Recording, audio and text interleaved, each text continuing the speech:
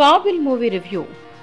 మెహెంజోదారో పరాజయం తర్వాత హృతిక్ రోషన్ నటించిన విభిన్న చిత్రం కాబిల్ ఈరోజు ప్రేక్షకుల ముందుకు వచ్చింది. హృతిక్ కి జంటగా యామి గౌతమ్ నటించగా సంజయ్ గుప్తా దర్శకత్వం వహించారు. హృతిక్ తండ్రి రాకేష్ రోషన్ నిర్మించిన ఈ మూవీని తెలుగులో బలం పేరుతో విడుదలైంది.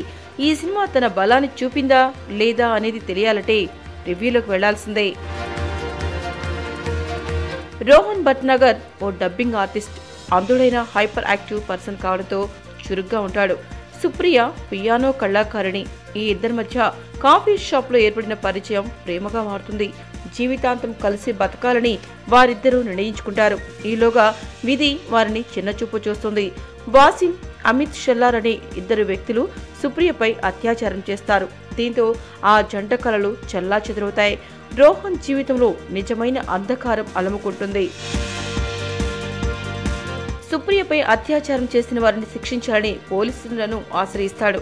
అయితే అమిత్ స్థానిక కార్పొరేటర్ తమ్ముడు కావడంతో ఈ కేసును దర్యాప్తు చేసే పోలీసు అధికారులు సుప్రియను ఇన్వెస్టిగేషన్ పేరుతో వేధింపులకు గురిచేస్తారు.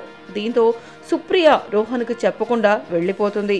దీంతో రోహన్ చట్టాన్ని తన చేతిలోకి తీసుకుని దోషులను శిక్షించడానికి పూనుకుంటాడు. అందుడైన రోహన్ రాజకీయంగా, ఆర్థికంగా పలుకుబడి కలిగిన వాళ్లను ఎలా ఎదుర్కొనగలిగాడు, దోషులను ఎలా శిక్షించాడన్నది ఈ చిత్ర కథాంశం. ఈ చిత్రంలో హృతిక్ రోషన్ నటన తారాస్థాయికి చేరింది.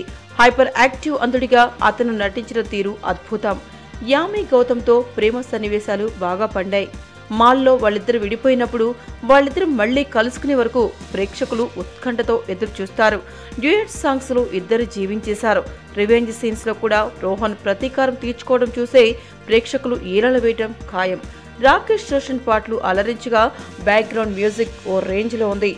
సుదీప్ చటర్జీ, అయాంకా భోస్లా ఫోటోగ్రఫీ బాగున్నాయి. యామి గౌతమ్ తన పాత్రలో జీవించింది. మొత్తం మీద హృతిక్ కెరియర్లోనే బెస్ట్ పెర్ఫార్మెన్స్ చూపించిన సినిమా ఇది. సంజయ్ గుప్తా కథను నడిపించిన తీరు రోమాలు నిక్కబొడుచుకునేలా ఉంది.